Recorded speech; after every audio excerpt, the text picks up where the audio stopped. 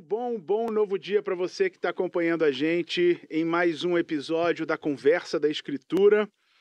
A gente está empolgado de ter você aqui hoje para mais um bom bate-papo e, claro, sobre a Escritura, sobre a Bíblia. A conversa de hoje é sobre o livro dos Atos dos Apóstolos. Solta a vinheta.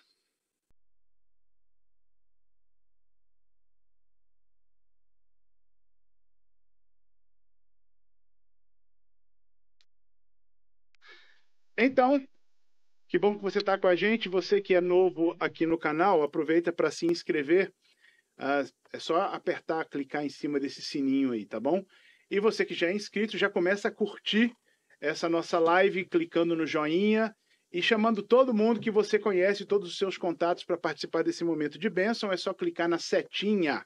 Nossa mesa hoje está farta porque esse nosso grupo está estreando hoje. Solta a vinheta aí dos fogos.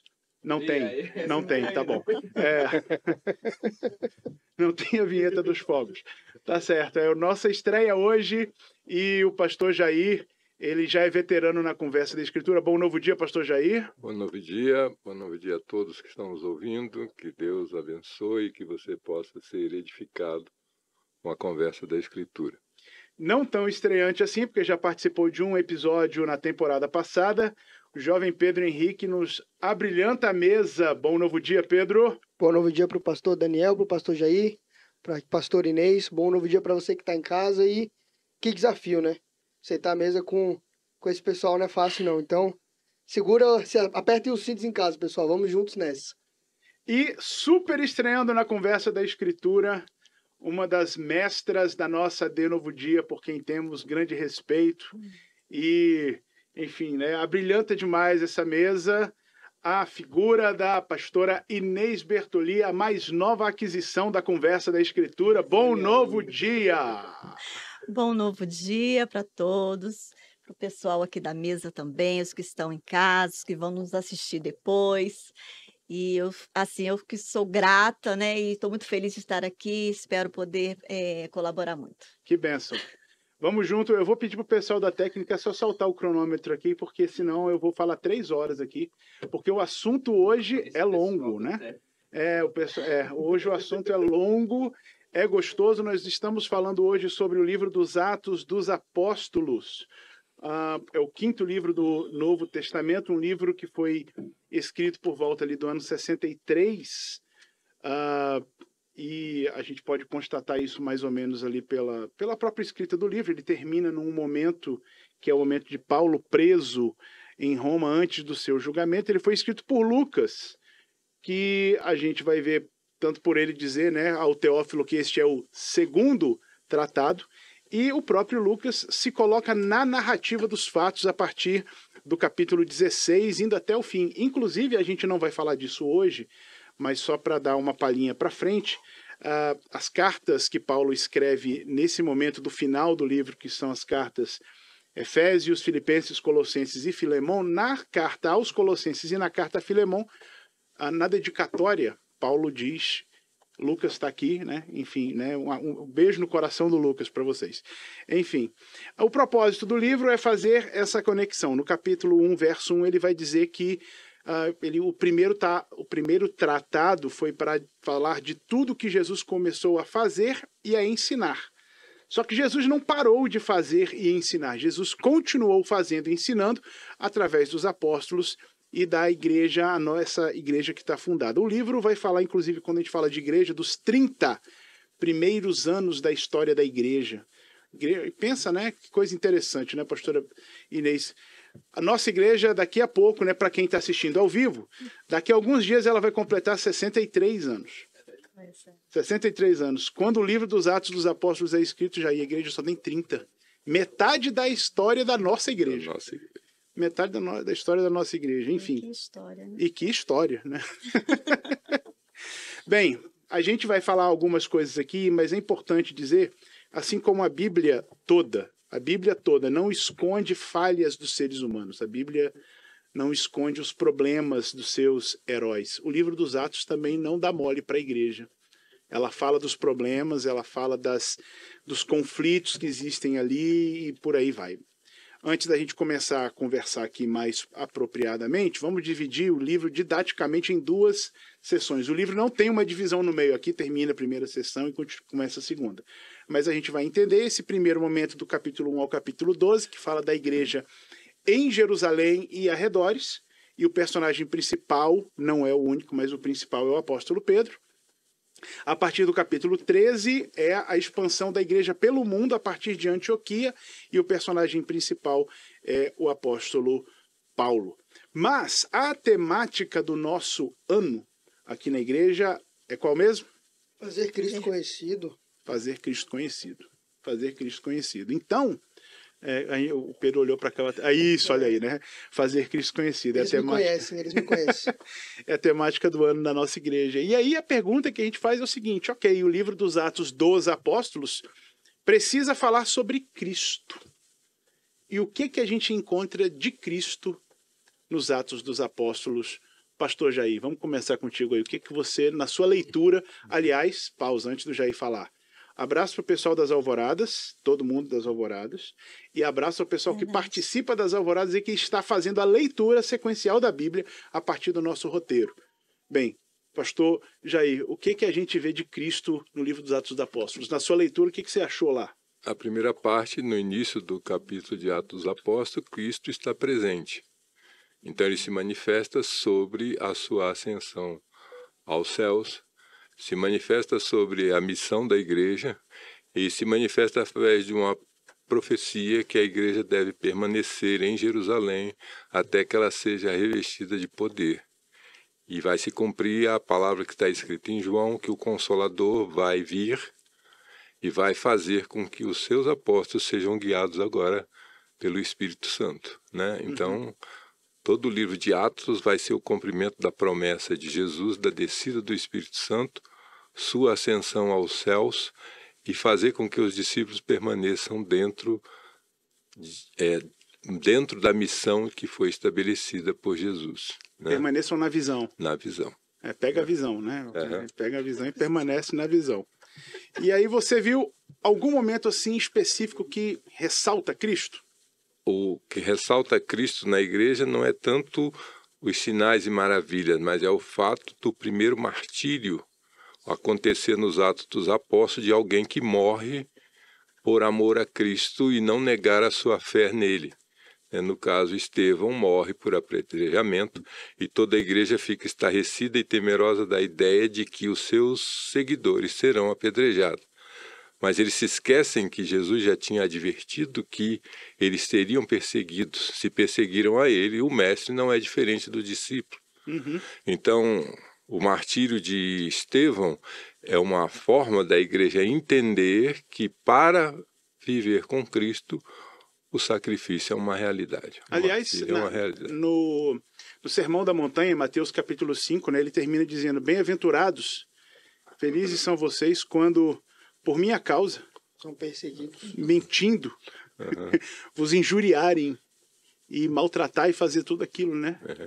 E o mais interessante é que alegrem-se. O mais interessante é que Estevão, enquanto está consciente, ele faz a mesma coisa que Jesus fez na cruz. Perdoa-lhes porque eles não sabem o que fazem, né? E Estevão perdoa os seus detratores, no caso, os seus apedrejados.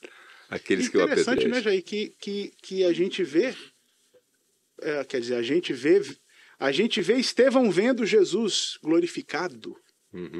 E isso é uma inspiração para ele, né? E os céus abertos. A pessoa, Inês, você está sendo torturada e você vê Jesus em pé. Pois é, uma coragem total, né? Dada para Estevão ali. E por conta disso ele conseguiu, né? Passou, partiu numa perdoando. Boa, perdoando. Repetindo exatamente o que o mestre havia feito, né? Perdoando. Será que para perdoar, Pedro, as pessoas que nos maltratam, a gente tem que olhar para Jesus? Com certeza, né? Ainda mais hoje em dia, que hoje tudo é motivo de contenda, até as menores adversidades da vida, os menores desentendimentos, né? A gente acaba criando umas rusgas muito fortes, né? O Brasil passou por um tempo muito forte nisso, de dissensões, de dívida de ideias e de palavras muito fortes sendo ditas uns para os outros. Então, se nas palavras a gente já fica muito magoado, imagina nas ações, né? E é só Jesus para quebrar essas coisas mesmo, essas paredes internas, porque eu fico imaginando, a gente imagina Estevão olhando para Cristo, né? E tendo aquela visão e tendo aquela coragem, mas eu fico imaginando o quanto de orgulho ele não deve ter abrido mão, né? O quanto de si mesmo ele não deve ter deixado para lá da justiça própria, de um dia Jesus vai me vingar e eu vencerei todos vocês. E ele só abre mão disso tudo e fala, eu prefiro muito mais estar com Cristo do que qualquer coisa que possa acontecer com vocês aqui. Na verdade, eu até quero que vocês estejam lá. Isso é muito bonito. A questão é extremamente importante porque ela abre o espaço em Atos dos Apóstolos para que a igreja comece a dialogar com a comunidade hostil, né? O martírio de Estevão, ele abre essa porta de a possibilidade do diálogo. O que está acontecendo na igreja ultimamente é que ela tem se fechado em si própria e ela não consegue conversar mais com a sua comunidade, muitas vezes não consegue conversar nem com aqueles do próprio fé. Não se conversam batistas, presbiterianos e nem assembleianos e por aí vai o número de denominações que tem. Cada um fala de si mesmo dentro da sua própria bolha. Esse evangelho não é o verdadeiro evangelho que está em Atos dos Apóstolos. A igreja precisa se expandir, ela precisa enfrentar e ela precisa dialogar e muitas vezes vai derramar sangue para que esse diálogo seja aberto. Eita, poxa. Pastora Inês, o que você viu que aponta para Cristo na sua leitura do livro dos Atos? Então, vou até aproveitar aqui já, né, o martírio de Estevão e já ir quem estava, né, ir por aí. Perfeito. E quem estava presente lá, né, e que ainda ficou com as roupas, né, de quem fez. Então, Saulo de Tarso. E o que eu notei assim foi realmente a conversão dele, que me lembra muito quem é o nosso Senhor Jesus, né? Alguém que ama, alguém que vai atrás de uma pessoa, né? Um pecador, assim, um pecador, porque Saulo era essa pessoa. Pecadorzão, né? Exatamente. Ofensor. Tanto é que o capítulo 9, que narra tudo isso, né? A conversão dele, ele já começa dizendo isso, que ele era assim, ele fazia, né? Ele respirava, né? Assim, né? Respirava ameaças. Ameaças. Então, quando eu vejo a conversão de Saulo, eu vejo Jesus e falo assim, meu Deus, que Deus maravilhoso é esse, que amor é esse, né? Perdoador, misericordioso e transformador, né? Que é o que ele fez na vida de Saulo, ele o transformou radicalmente, né? Todo o ser dele, seus pensamentos, porque ele cai por terra e ali também... Não cai do cavalo. Não cai do cavalo, gente, pelo amor de Deus. Ele cai por terra e ali juntamente cai também toda a sua religiosidade, né? Tudo aquilo que ele acreditava. Ele acreditava, porque... E ele acreditava tanto que ele dava que ele se via no direito de maltratar porque ele acreditava. Então, por isso que ele era um pecador praticante, né? Estavam praticando com força. Praticante com força. E aí a gente vê essa transformação, então, de todo o seu ser, pensamento e o modo de agir. Né? Naquele momento, isso me impacta muito, porque somente o amor de Deus. Demonstra também que o Senhor não faz acepção, né? O Senhor poderia ter escolhido outra pessoa, uma pessoa mais boazinha, talvez. Mais legal, né? Mais legal. Mais manso, né? Podia ter deixado Estevão vivo. Pois é, né? Mas o Senhor, ele vai pelo improvável. E aí ele pega esse homem e transforma ele, e a gente sabe, então, que ele é esse gigante aí, né, que evangelizou os gentios. Que legal. Legal. O que você acha disso?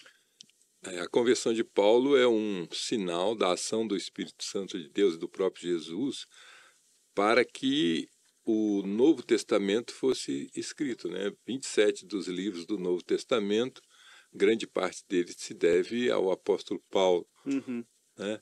Essa conversão é necessária para a ação da expansão do reino de Deus entre o apóstolo Paulo é o apóstolo dos gentios. É ele que vai mostrar que a igreja tem que sair de Jerusalém, e ele vai fazer isso, é um dos primeiros apóstolos a sair disso. E ele abre mão mesmo até de pregar para os seus irmãos. Ele sente a dor de dizer, eu preferia pregar para os meus irmãos, né? Mas meus irmãos estão com a dureza de coração tão grande que eu tenho que ir para os gentios para anunciar essa palavra. Eu arriscaria dizer que ele talvez tenha sido, eu arriscaria dizer que ele foi o primeiro, porque quando você vê a carta aos Gálatas, mostra que ela foi escrita antes de qualquer coisa, né? Exatamente. Ele já estava tratando com gentios antes de qualquer coisa, né? E mesmo assim obedecendo a visão, porque o Espírito Santo começa a mostrar que tem que levar o evangelho aos gentios com a conversão do mordomo da rainha de Candace, que está lá com Filipe, a visita de Pedro à casa do centurião.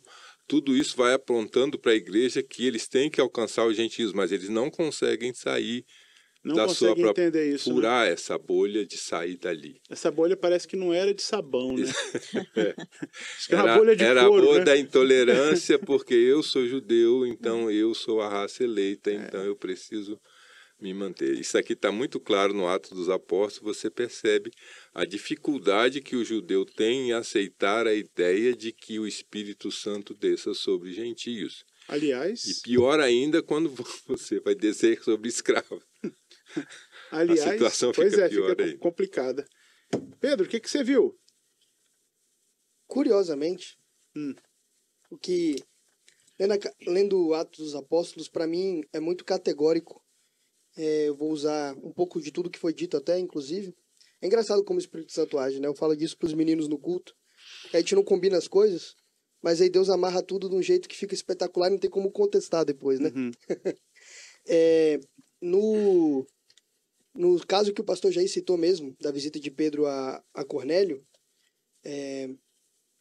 fala-se muito desse negócio dessa dificuldade que os cristãos da época tinham no começo de disseminar o evangelho para fora, né? Você vê que enquanto Jesus estava vivo, isso já era um problema para eles. Com a Sírio-Fenícia, com a Samaritana, todos esses episódios com pessoas de fora, os discípulos eles já eram meio resistentes. Ah, Jesus, não precisa, sabe? É nós aqui, esse povo não tem nada a ver. E o engraçado é que essas pessoas são as que têm mais fé. Todos eles, nos casos de milagre, o leproso samaritano, o oficial que tem o servo, na verdade, curado de longe, né? Então, eles que têm essa demonstração de fé maior do que os próprios judeus. E aqui não é diferente. Cornélio, ele é retratado como uma pessoa fiel, seguidora da palavra, assim, de Jesus, acreditava, e Deus vai falar com ele. E Deus fala, você tá bem mesmo, seu sacrifício tá vindo, suas ofertas estão subindo, então agora você vai e manda chamar Simão, conhecido como Pedro, lá, para ele vir aqui falar com você um negocinho. E Pedro precisa que Deus venha tratar com ele intimamente, numa visão assim, desce a visão com um lençol com os animais dentro. Come, Pedro. Não, Senhor. Isso é impuro. Como que eu vou fazer um negócio desse? Aí Deus fala, não julgue impuro aquilo que eu purifiquei. E depois disso, e somente depois disso, quando Deus trata pessoalmente com Pedro, depois dele já ter negado Jesus 3 vezes, depois de Jesus já ter tido um papo com ele mais forte, de presta atenção, você me ama mesmo? Apacenta as minhas ovelhas. Então, depois desse tratar de Deus com Pedro, que Pedro consegue entender essas coisas. E é nesse momento, quando chegam os servos de Cornélio para falar com ele, que Pedro se encontra disponível para ir. E isso fala muito de Cristo, que a intenção de Cristo sempre foi essa. Sempre foi que a igreja fosse, não que ela ficasse. E o que a pastora Inês falou, eu ia até comentar na hora, é muito bonito como Paulo, inclusive, ele era muito religioso, mas perante Cristo toda a religiosidade cai. A de Pedro caiu, a de Paulo caiu, a nossa cai. Não tem justificativa perante Jesus de religiosidade, porque ele é a verdadeira religião, ele é o verdadeiro caminho, né? Então, como se discutir isso com ele? Então, para mim, é muito categórico, muito bonito como toda essa cena com Cornélio e na casa dele acontece. Eu gosto de ver também a exclusividade, né, de Jesus. O pastor Davi, inclusive, falou aqui nos comentários. Pessoal, você pode comentar, viu? Vocês que estão assistindo, vocês podem comentar e como é que é? Deixar o like, né? Entrar no chat aqui, deixar as conversas. E o pastor Davi falou uma coisa muito interessante, que é interessante pensar que o escritor Lucas, no livro dos Atos dos Apóstolos, faz questão de anunciar que Jesus está vivo. Então, Jesus está vivo e está agindo, não é o Jesus morto que está agindo de algum lugar, né, Cósmico. Cósmico, num outro plano, assim, de uma outra dimensão. Não, ele está vivo e está agindo. Né? E prometeu que vai voltar, inclusive. Glória a Deus. E prometeu que vai voltar. E aí, eu gosto muito de ver essa exclusividade da salvação em Cristo. Porque quando a gente vê o livro dos Atos dos Apóstolos, você vai ver muitos embates que acontecem. Por exemplo, com os judeus, Paulo e os judeus. Qual que é o embate? É que a gente não precisa desse negócio que você está pregando aí para ser salvo. Quando você chega lá na Ásia, Paulo é adorado. O pessoal tenta adorá-lo, né? E ele se recusa à adoração para dizer, não, é só em Cristo. E é o discurso de Pedro em Atos 4, verso 12, que a gente gosta tanto, né? Em nenhum outro há salvação. Também debaixo do céu, nenhum outro nome há dado entre os homens pelo qual devemos ser salvos. E o livro dos Atos vai deixar isso muito claro sempre. Essa é a mensagem da igreja. A gente não negocia isso. É somente em Cristo, né, Inês? Sim, somente em Cristo. Nós podemos ser salvos e é exatamente isso que todo livro vai falar, vai pregar, né? E vai pregar com poder e com autoridade, porque o Senhor Jesus deixou isso, né? A virtude do Espírito Santo para que fosse testemunhado, né, sobre a salvação em Cristo Jesus. Eu gosto de ver, Jair, lá no capítulo 17, quando Paulo chega em Atenas, tem o tal do altar ao Deus desconhecido, um panteão de deuses. Sim. E ele vai dizer, tudo isso aí, né? Esquece, tem aquele ali do Deus desconhecido, ele é o criador de todas as coisas e ele criou o caminho para que se relacione com ele. Exclusividade. No meio de uma cultura politeísta. A questão, as pessoas leem o livro dos apóstolos, do livro do Atos dos Apóstolos, ou mesmo os evangelhos, e não entendem as dificuldades que os apóstolos enfrentavam. Eles tinham que o desafio de levar a missão em Cristo, separar a igreja cristã do judaísmo, porque eles não podiam continuar cumprindo os ritos judaicos. Eles tinham que manter viva, propagar a ideia de Cristo, que Cristo está vivo, e tinham que crer na ação do Espírito Santo para direcionar a igreja. Imagine isso, 12 homens tentando manter a fé e manter a missão dentro daquilo do propósito que Deus tem e com todas essas dificuldades que eles tiveram, né? E se manter firmes na fé ainda. Além da perseguição judaica ou a perseguição do Império Romano, tudo isso junto, né? Então as pessoas leem o livro de Atos dos Apóstolos e não conseguem perceber a dificuldade, a luta que esses homens enfrentaram, mesmo contra eles mesmos. Por exemplo, Pedro reconhecia que ele tinha dificuldades em aceitar que o gentio poderia ser, e ele confessa isso. Ele não tem vergonha de confessar essas coisas, né? Paulo sente dificuldades em relação aos seus irmãos judeus, né? E eles convivem com isso. Mas nada disso é impeditivo para que a missão caminhe, né? Para que seja cumprido a vontade de Deus. Aliás, o pastor Luciano, que estava para compor essa mesa hoje conosco também, ele fez uma observação sobre o viver o que se prega, né? Porque o Atos 1 diz, né? Tudo que Jesus começou a fazer e a ensinar. Ou seja, Jesus fazia aquilo que ele falava e falava aquilo que ele fazia. E a gente vai ver isso nos apóstolos. Apesar da dificuldade, apesar da, como é que eu vou dizer, da briga interna de Pedro consigo mesmo em relação aos gentios, ele vai aos gentios. E apesar da briga de Paulo consigo mesmo em relação aos judeus, ele acaba indo aos judeus também. Aliás, inclusive, primariamente, quando ele nas viagens vai numa sinagoga e começa pregando aos judeus. A gente precisa viver o que prega e pregar o que vive, né, Pedro? E Pedro, ele não só gosto de falar de Pedro, né? Não sei porquê, é uma tendência. O Pedro, ele não só vai aos gentios, como quando a igreja cobra ele, ele defende. Ele não dá para trás, né? Ele não inventa uma desculpinha, tenta sair pela tangente, tenta fazer uma média, não. Ele fala, não, gente, é isso aí mesmo. Foi Deus que mandou, tá comprovado por Deus, e a gente vai fazer o quê? A gente tem que fazer isso aí. Então, é muito de viver o que se prega e assumir também as consequências, né? E assumir as responsabilidades que vêm com isso. Porque não é fácil viver o evangelho, dizer certas coisas e viver em certos papéis e ter que lidar com o que vem depois disso. Porque muda tudo. Até dentro de casa muda. Jesus fala disso, né? Que o evangelho ele vai te botar em dificuldade com todo mundo. Vai ter filho que vai brigar com o pai, nora que vai brigar com sogra, vai ter dissensão na casa, no trabalho, em todo lugar. Então, viver o que se prega e assumir a responsabilidade disso é muito forte e eles fazem, eles conseguem. Conseguem porque o mestre fazia o que pregava e pregava o que fazia. Pega da fonte boa, né? Eu acho que... acho não, entendo. O professor meu me corrija sempre isso, viu?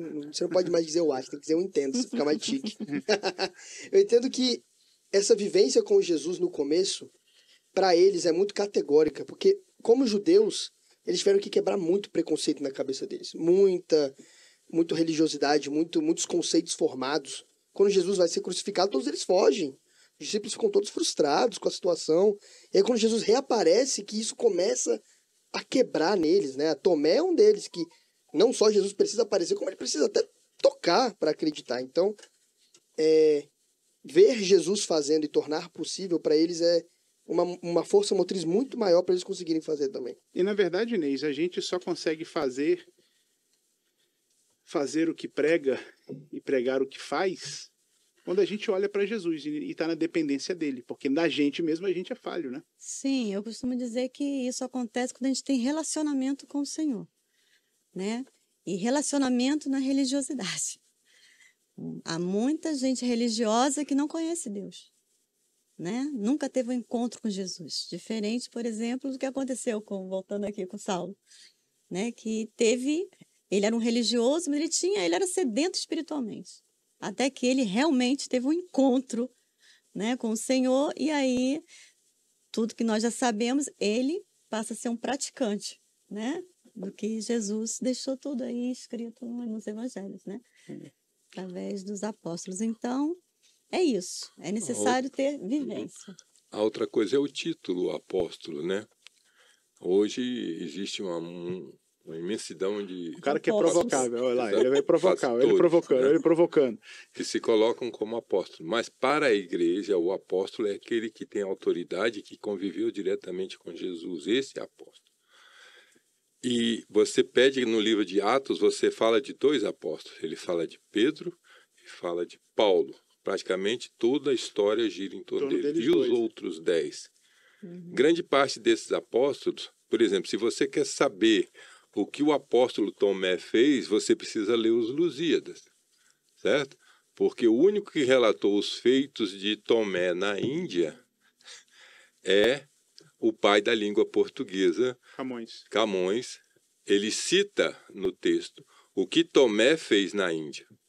A igreja não sabe, porque ele não é. O Lusíadas não é um livro bíblico, ele é uma poesia. Tá certo? Muitos dos apóstolos que estão sendo citados, onde estão os outros 10? Eles não aparecem. Está se tornando uma figura de Pedro para os judeus e Paulo para os gentios, praticamente está aí. Né? Mas aqueles outros são apóstolos e eles viveram o evangelho na mesma intensidade que Paulo viveu. Por isso eles são apóstolos, né? Eles têm o título. Eles estão lá nas 12 cadeiras que você vê do Apocalipse. Tem autoridade, não há mais cadeiras para esse que auto se denomina apóstolo. Anota aí, Davi. Não tem mais cadeira, tá certo? Só são 2. Não, mas assim, eu acho que é até fácil dizer que... Eu vou provocar mais um pouco, viu, pastor Daniel? Se você me dá licença poética, qualquer coisa culpa a idade. Fala que eu sou muito jovem.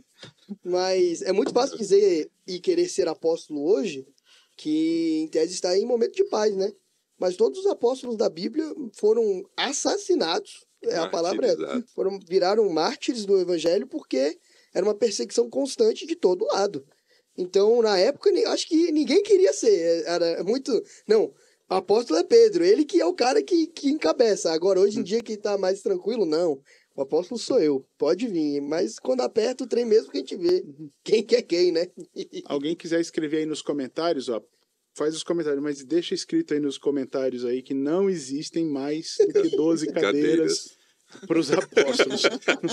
Estou cheio. A visão de João, ele só viu 12 cadeiras. Não tem Alguém deixa registrado isso aí nos comentários, tá certo? Vaidade do homem. É. Aliás, a gente começou a trazer algumas coisas, né, para essa nossa vivência. E a gente olha o livro dos Atos dos Apóstolos, ele que foi escrito lá atrás, ano 63, né, em torno do ano 63. E a gente pergunta, né, como é que a gente aplica o livro dos Atos para os dias de hoje, para o nosso momento, para 2025, para quem está assistindo ao vivo, né? Quem está em 2027, né? Você voltou, mas serve para você também. Como é que a gente aplica o livro dos Atos para o meu momento, o momento em que eu estou vivendo? Pastor Inês.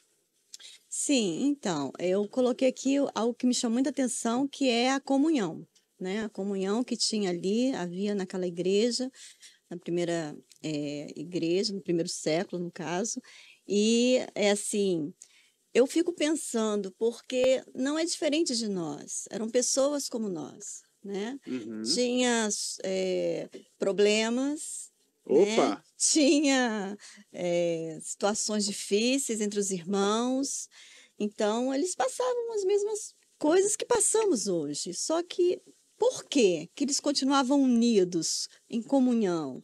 Há uma palavra-chave aí, né, que se chama perseverança. Eles perseveravam. Insistiam. Perseveravam. E debaixo de quê? Diz lá no versículo 42 do 2, é isso mesmo, do capítulo 2, 42. Né, 42. Diz que eles perseveravam o quê? Na palavra, na sã doutrina, né? Então, os problemas estavam sob, ok? Debaixo. Né? Essa doutrina, também no partir do pão, ou seja, a comunhão ali na ceia, partindo o pão, lembrando de cultuando tudo, junto, né? de tudo que o mestre tinha passado, que o Senhor tinha passado, não é? Diz também, que só abrir aqui, virar 42 para lembrar direitinho, né? Então, na doutrina, na comunhão, né, que eles juntos ali, no partir do pão e nas orações. Então, os problemas, eu vejo assim, que os problemas, tudo que existia de conflito, porque não eram diferentes de nós, eram pessoas como nós. Eles resolviam debaixo de tudo isso. A comunhão não significa a ausência de conflitos e diferenças. Exato. E mas os conflitos e as diferenças estão debaixo da vontade doutrina de Deus, dos apóstolos, da comunhão, do partir do pão e das orações. E hoje, como esses conflitos são muitas das vezes resolvidos, né?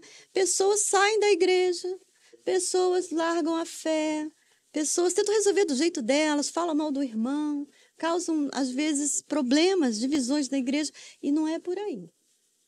É por debaixo desses pilares aqui. A gente precisa continuar vivendo isso, né? É um exemplo para nós. Reza a lenda que se você vai para a igreja e não tem problema, tem alguma coisa errada. Não, essa igreja não é daqui, então. Né? Porque a igreja na terra tem problemas. Tem os preletores, esses preletores, como é que é?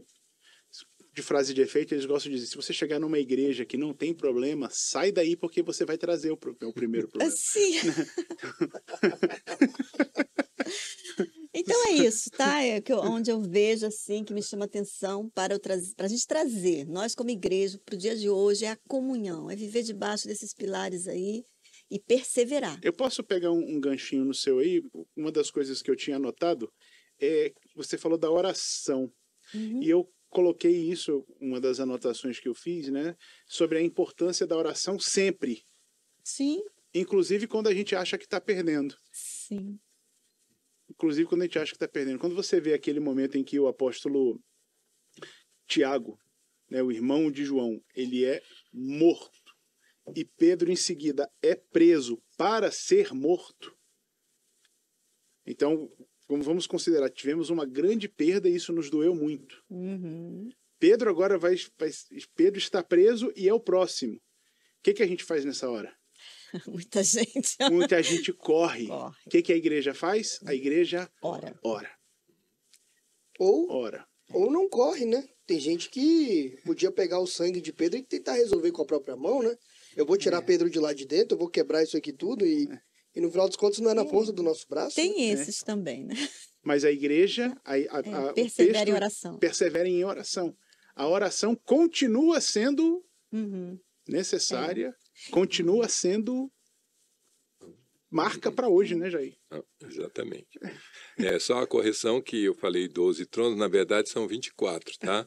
Mas 12 são para os apóstolos e 24 são para os representantes das 12 tribos de Israel. Mas as 12 portas têm o nome dos apóstolos. Né? Então só há 12 portas só e 12 cadeiras. 12 cadeiras para apóstolo, é isso aí. Voltando à nossa questão daqui, qual é o que o Atos dos Apóstolos nos mostra hoje, né?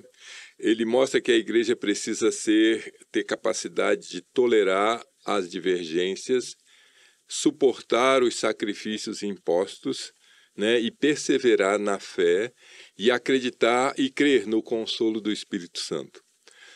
A ideia que a pessoa tem da palavra consolo é para apenas aqueles que choram, né? Na verdade, ela é direcionada a isso, mas ele é direcionado o consolo para aqueles que estão em crise, para aqueles que perdem muitas vezes no campo político das ideias, para aqueles que estão perseguidos pela autoridade, para aqueles que estão diante do portal da morte, do fuzilamento ou do martírio.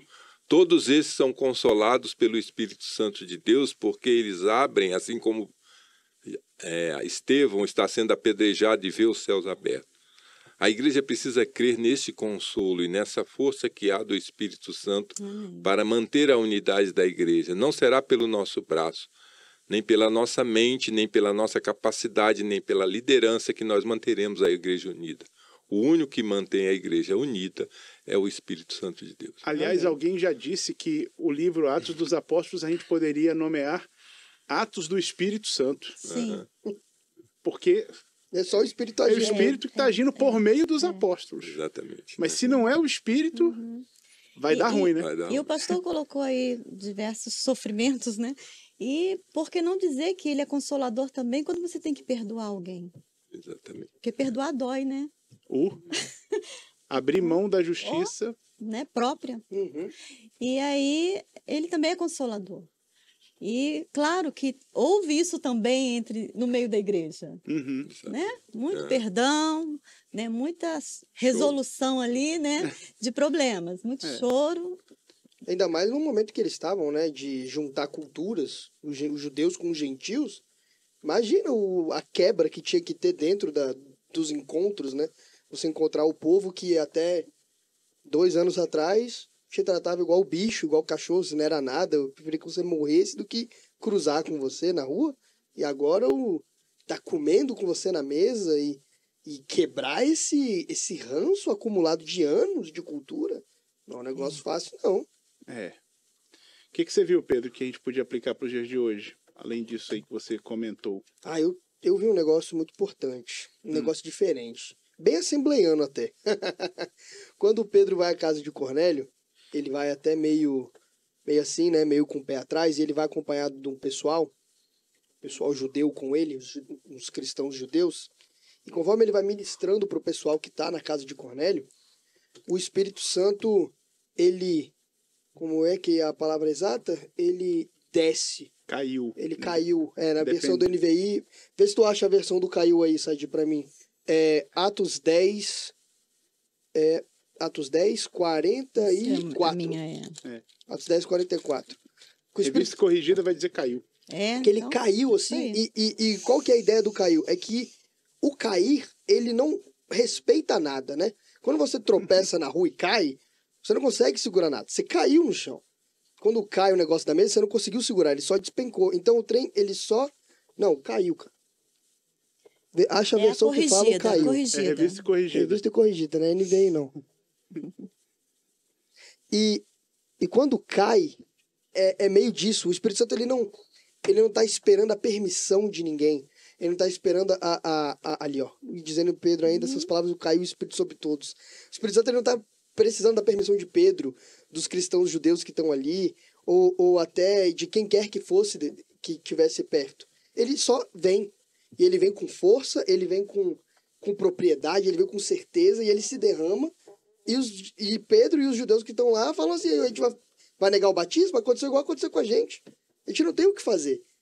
E hoje em dia acontece muito isso às vezes, né? Da igreja, não vou colocar de forma geral, da igreja mundial, às vezes, dizer aonde o mover do Espírito está e onde ele não está, aonde ele pode acontecer, onde ele não pode.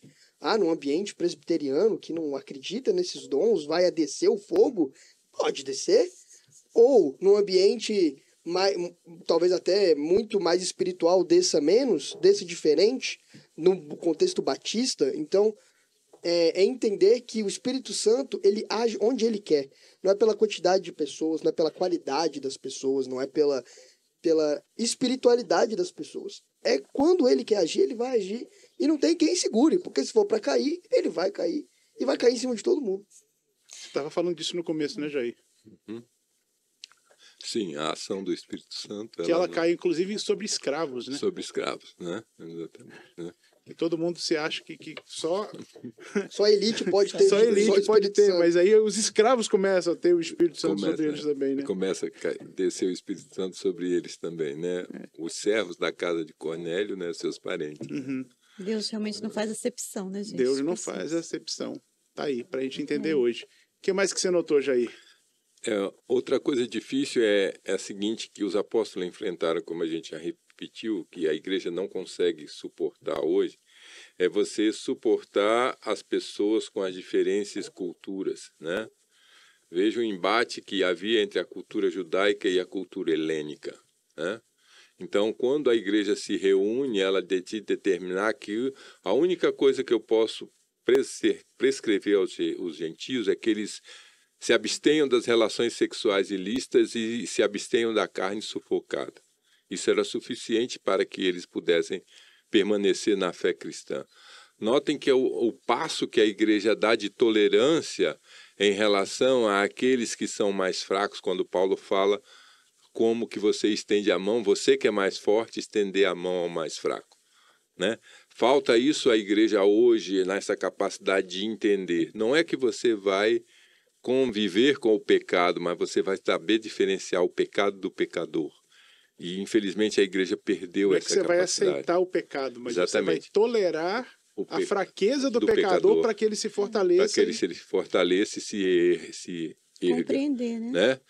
E falta isso à igreja hoje. Não tem a mesma sensibilidade que a igreja de lá de Jerusalém teve em relação aos gentios, né? E essa é a dificuldade que a gente percebe hoje e a gente vê isso o tempo todo dentro da igreja, entre as denominações e mesmo nos embates que há entre aqueles que são da fé cristã. E amarrando tudo isso que vocês falaram aqui, deixa eu citar uma coisa que para mim é fundamental, né, no livro dos Atos para a gente aprender hoje. Estou vendo aqui Heloídes falando, né, que a chuva... sobre o cair, que a chuva cai e cai e cai e cai e cai. Então, a promessa, lá em Atos capítulo 2, Pedro vai dizer, a promessa é para vocês, para os filhos de vocês e para todos quantos o Senhor chamar.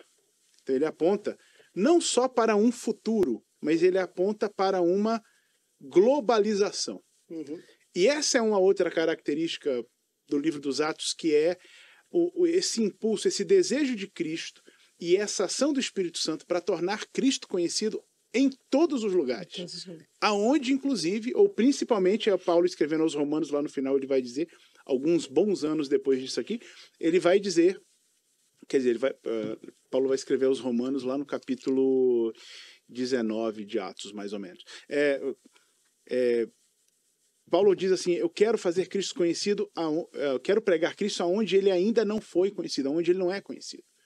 E a igreja hoje, me parece, de uma forma geral, né, mas a gente aqui, embora que nós tenhamos essa visão missionária e cultura missionária, a gente pode perder isso muito rápido, porque o mundo que nos cerca, ele aponta muito para uma vida em si mesmada. Eu tenho que viver um evangelho para nós aqui. A gente aqui tem que estar bem, a gente tem que construir aqui a nossa edificação mútua, nós temos que ser uma grande família e dar os braços e abraçar e chorar uns com os outros, mas a gente vai ficar aqui dentro. E a ocupação do Espírito Santo no livro dos Atos dos Apóstolos, inclusive esse é a grande situação do martírio de Estevão, né? É que por causa da perseguição que vem depois do martírio de Estevão, o evangelho anda. E é interessante você observar que o pessoal sai de Jerusalém e vai saindo, né, e subindo e se espalhando, e o texto vai dizer assim, e eles só estão falando aos judeus. Quando chega em Antioquia, que é a capital da província mais ao leste, né, aí alguns, é muito legal isso, né? Alguns ousaram a pregar para pessoas que não eram judias. E essas pessoas recebem o evangelho com uma fome, com um desejo, né? Essa sede de Deus. E isso transforma a forma como o evangelho é pregado ao redor do mundo. Nós precisamos hoje, isso precisa ser vivido por nós hoje como igreja. A gente precisa abrir o olho que a gente tem que pregar Cristo, fazer Cristo conhecido, especialmente onde ele ainda não foi conhecido. E hoje em dia tem muita gente que ainda não conhece a Cristo. Só no Brasil a gente tem ainda aí muita gente que é religiosa, mas não conhece Cristo. E tem muita gente que acha que conhece Cristo e não tem nada de Cristo, porque, por exemplo, os surdos, né? A comunidade surda tem menos de 3% dos surdos conhecem a pessoa de Cristo. Por quê? Porque não tem... Ninguém consegue, até ontem, ninguém conseguia explicar direito quem era Cristo. Agora a gente tem uma Bíblia traduzida em Libras, né? Agora a gente tem um outro jeito de fazer Cristo conhecido. E tem gente que não conhece Cristo, que está vindo para morar do nosso lado, não é? Eu, inclusive, fiz o Perspectivas, né? Curso muito bom. Se você em casa não fez, viu? Abre uma turma agora aqui na Asa Sul. Já está aberta, né?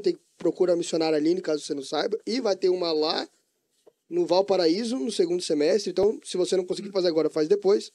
E quando você faz Perspectivas, eles contam isso para você, que muita das dificuldades dos missionários agora, a maioria delas, ou grande parte delas, é ensinar um evangelho correto. Porque, às vezes, o missionário ele vai a primeira vez, num tempo para trás, nos movimentos missionários anteriores, e o evangelho que era apresentado era um evangelho muito... como o pastor Jair bem pontuou, bem intolerante. Chegava em comunidades que não se respeitava a cultura, não se buscava entender como é que era a vivência da pessoa, e só era imposto a eles uma realidade completamente diferente, de uma mudança que às vezes não fazia sentido, porque para fazer sentido tem que ter Cristo. A mudança ela vem através de Cristo. E o missionário tem que ir depois para fazer um trabalho de desconstrução, para depois reevangelizar. Então, até nas comunidades, às vezes, mais afastadas que a gente já alcançou, o trabalho, às vezes, precisa ser refeito. E tem muitos povos que não são alcançados e por falta de mão de obra mesmo. É assim, quando você pega os dados, no livro deles tem bem bonitinho, eu não vou lembrar agora de cabeça, mas é assustador. Você fica besta de perceber, assim, como a gente tem igrejas, críticas fortes, justifiquem pela idade. Como você tem igrejas gigantescas, mega churches nos Estados Unidos, com centenas de milhares de membros, arrecadando milhões e milhões de dólares, e é um evangelho muito restrito e represado em si, e esse trem não anda para fora. Essa contribuição, esse investimento, essa busca em querer que Jesus seja conhecido em todos os lugares e glorificar o nome do Senhor por isso. E para mim isso é muito esquisito, é muito bizarro como a igreja atual ela se comporta dessa forma e não busca mudar nem um pouco às vezes. Parece que a gente não quer que nem todas as pessoas da nossa cidade conheçam Cristo, né, Jair? Nós enfrentamos uma série de problemas em relação à nossa formação na capacidade de dialogar com as pessoas, né? Eu já comecei isso no início e volto a reforçar. As palavras deixaram de ser símbolos para mudar de acordo com a conveniência de cada um. Às vezes você usar uma determinada palavra em uma determinada comunidade, em determinado setor, ela vai soar de uma forma, ela perdeu o sentido original, o símbolo original do que a palavra realmente representa. Essa dificuldade de comunicação parece que a gente voltou à ideia de construir uma torre de Babel onde a gente não consegue mais conversar uns com os outros. mesmo com todo o recurso da mídia eletrônica que nos aproxima. Mas nós vivemos como eu já falei, numa bolha, né? E isso está impedindo o avanço da igreja para ela mostrar o que ela realmente tem de boas novas para a humanidade, né? Uhum. A minha visão é uma visão pequena e eu não tenho tanta formação quanto grandes autores têm, mas é isso que eu vejo hoje na nossa sociedade, no tempo que a gente vive, né? Inês, a gente consegue ensinar as crianças a alcançarem outras e muitas pessoas que não conhecem Cristo? Com certeza, eu acredito até que seja assim, a melhor idade, né? Uhum. Por onde começar a ensinar isso aí. Agora, foi dito assim, né? Eu vejo que, resumindo, falta muito amor, né? Está faltando muito amor pelo próximo. E nós precisamos ensinar isso para as crianças. Amar, né? O coleguinha, que a gente fala coleguinha, mas é o que está lá do outro lado, né? Numa situação talvez até precária, perto de você, mas está também sofrendo. Enfim, é pela criança que se ensina assim. E é possível e é necessário. Se a gente quer ter aí missionários, né, capacitados mais lá na frente, a gente tem que investir nas crianças já, né? Cada vez mais. O DVD do Diante do Trono Kids aí, pais, fala sobre missões, é muito bom, tá? Eu cresci ouvindo e é impactante. Recomendo que você bote para os seus filhos ver. Agora eu queria só para finalizar, dizer que a gente pensa também, vou investir na criança para que ela, né, venha falar do Senhor. Mas começa ali, onde ela mora. Uhum. O exemplo do pai, né? Começa também na escola, né? Primeiro dentro de casa. É o lance que diz aqui Posso Atos, ser um né? missionáriozinho se falar de Cristo ao companheirinho. É o que diz aqui em Atos, né? Primeiro aonde? Jerusalém, né? Judéia, Samaria. E aí vai para os confins da terra. Uhum. Tudo junto, mas começando em Jerusalém. Começa em casa. Gente, não parece não, mas o nosso tempo acabou. Passa rápido, tá? Passa rápido mesmo. E aí, então, assim, 10 segundos para as considerações finais, Pedro. Queridos, se vocês não estão fazendo a leitura anual, façam. Porque se tem uma coisa que traz o amor, que traz a vontade de pregar o evangelho e de disseminar tudo isso, é ler a palavra e ter essa sede de Cristo, e não tem onde encontrar Jesus em outro lugar que não seja na Bíblia e através do envolvimento com ela e com o Espírito Santo. Amém. Pastor Jair. A leitura do Atos dos Apóstolos, você procure se sensibilizar com os conflitos enfrentados por aqueles homens e tenha a fé suficiente para entender que os seus conflitos podem ser superados se você abrir o coração ao Cristo, que ele continua atuando. Muito mais do que a palavra, você tem que olhar para o Cristo da palavra, né? Porque ele é fiel para cumprir tudo aquilo que ele escreveu, né? Ou aquilo que ele disse, ok? Então, olhe para Jesus, autor e consumador da fé, para que a sua fé não se perca. Amém? Amém. Pastor Inês? O livro de Atos dos Apóstolos, então, vai passar para nós, né, todo o sofrimento da igreja lá do início. Mas toda mesmo, morte, prisões, e só lendo aí quem ainda não leu, né, o livro de Atos, mas uma igreja que foi triunfante, continua sendo, vai continuar sendo triunfante, porque ela é do Senhor Jesus, né? E a gente tem mesmo que abraçar esse espírito maravilhoso do Senhor para que ele venha nos impulsionar, nos capacitar a falarmos do Senhor Jesus, ainda hoje. Glória a Deus. E sempre. Amém. É isso aí, gente. Bem, nosso roteiro de leitura bíblica está à sua disposição. Leia com a gente. Vamos aprender juntos. Vamos tornar Cristo conhecido para a glória do nome dele. Vamos orar? Amém. Senhor, te agradecemos por esse tempo de conversa da Escritura. Como é bom falar da tua palavra. E como disse o pastor Jair agora, falar do Cristo que se revela na palavra. Ó Deus, nós estamos felizes por poder compartilhar entre nós e com tanta gente.